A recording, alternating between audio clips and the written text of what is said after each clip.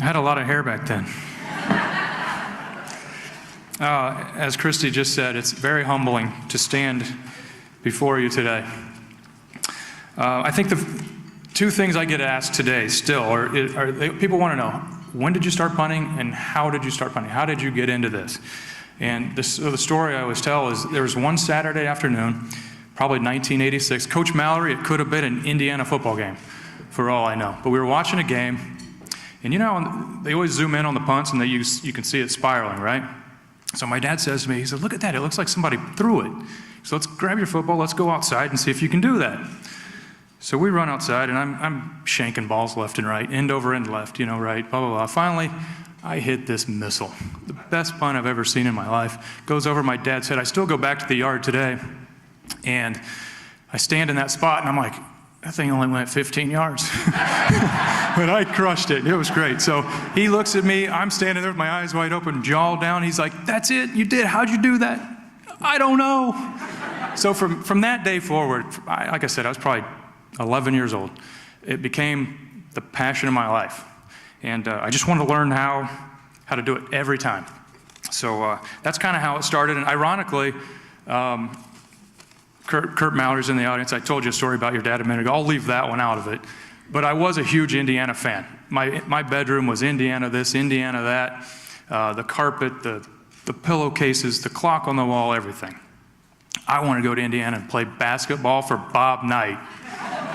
That was my dream, but obviously I'm a little short white guy, so that wasn't going to work out. So I actually didn't go out for football my freshman year of high school. I thought that's an interesting story. And about 2 weeks into the fall, the two-a-days, my best friend calls and says, what are you doing?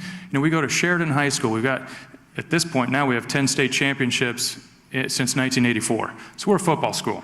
He says, you got to go out to for football. So I reluctantly gave in and said, all right, I'll go play. And thank God he gave me that call. Back then, because I would not be standing here today. So obviously a number of people I want to thank as well. My parents, first off, who wanted to be here tonight. I said, why do you want to drive to Cleveland, drive 6-7 hours and listen to me talk for 45 minutes and then turn around and drive home? Thank goodness Dr. Steinbrecher said we could only talk for 2 or 3 minutes.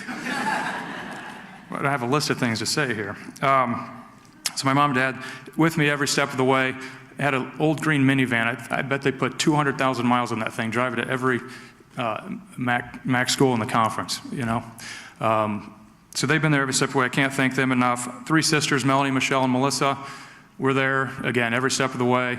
I don't think they missed very many games. I think the best story with them today is, we've been out of high school now for a number of years, and they'll run into somebody they haven't seen since high school. They'll run up to them and give them a big hug and go, Melanie, it's so good to see you. How's your brother? They can't stand that. But they've learned to deal with it, and they enjoy it. Aunts, uncles, cousins, friends, number of grandparents, and everybody that was there for me. Thank you. I'm not going to mention everyone. From Ball State University, obviously Dr. Gora now. Everyone at the table. I'm not even going to try to start naming names. I know you all trust me. I'm just a little nervous up here. Joe Hernandez is one I wanted to mention in the media relations department. Always did a phenomenal job, I think, putting me out there. Maury Manny's, Jeff Weller, the grounds crew, Phil Clay. He'd always come up and he'd ask me, how's the grass? Is the grass short enough? Do you need to cut more? So he always took the kickers into consideration. The people in the ticket office, Anita Jester, our football secretary, the Cardinal Bells, tons of people behind the scenes. One special thanks I'm going to give out to Tex Ritter. Tex is the equipment manager at Ball State's been there, I joked earlier, 80-some years. I think he said 27. But he's just been nothing but a phone call away for the past, since I got to Ball State in 1992. And a great friend, Tex, I appreciate it. I still today not sure why you call kickers and punters weeds, but I think you cleared that up. You said we're a nuisance. Now that I have a house of my own and a yard, I go around spraying the weeds and trying to kill them, so you scare me. But and I've got another story to tie into that in a minute, but I'll try to be quick. On the football side of things, special teams coach Scott Pethtel, I didn't realize back then how he was grooming me to be a punter.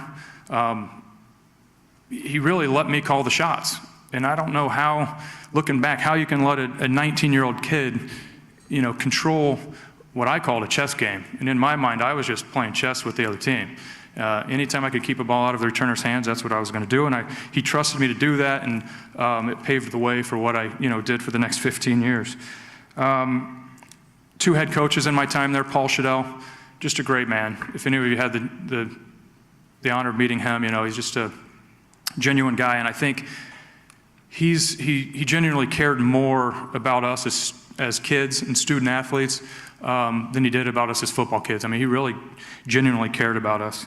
He had a great saying, bad snap or something, which we had rarely. I'll go ahead and thank Nate Leffler right now, too. He was my long snapper, and for 3 years, he was the best. If the guy was 3 or 4 inches taller, he would have played in the NFL. I mean, he was good. Occasionally, we'd have a bad snap, put it that way. And Coach Chatel would always yell, and he had this distinct voice that you'd all recognize if you know him, but he'd yell, "Come on, Maynard, make chicken salad out of chicken manure." It's the greatest line ever. So I loved it. Obviously, all the football staff, all the other coaches, I know you all had a part in special teams. You did your part, and can't thank you all enough. Bill Lynch, my head coach the last 2 years, just a great guy. Again, if you know Bill, he had 2 faces. He had this face where you just want to tear your head off, and then he had this just nice, calm smile. So Bill was great. Quick story about his son. He had 3 boys, a girl, but his youngest son would come to practice once in a while. I told this story to some people earlier, but he comes up to me and says, "You mind if Kevin hangs out with you during practice today? He wants to watch practice, but I kind of want to keep him out of the way, So he goes, "You just let him hang out with you today." So I said, "Oh, sure, no problem." So we do special teams. We go to the game field, and Coach Lynch knows we always go inside during practice. We always disappear, but he thinks we're working out in the weight room, So Tex has this Gatorade powder that he makes juice, and he calls it the weed juice. Kickers are allowed in the equipment room, nobody else. We can go in there and hang out in his office. He has a dartboard in the back. It's great. It was heaven, So we're hanging out, and then we take Kevin in there that day. So we give him some juice. We're playing darts. It's all great, and didn't think anything of it. The next day at practice, Coach Lynch, I'm standing there with my helmet behind me, watching practice, hanging out. Coach Lynch walks by. He never looks at me, doesn't make eye contact, just stands there and stares off in practice and goes, "So, I heard you took good care of Kevin yesterday." I'm like, yeah, we had a good time. He goes, "Heard you had a good workout, too."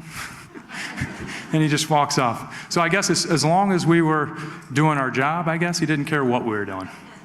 I think that pretty much wraps it up for me. Again, I thank all of you for being here this evening to support us, and appreciate the honor. Thank you.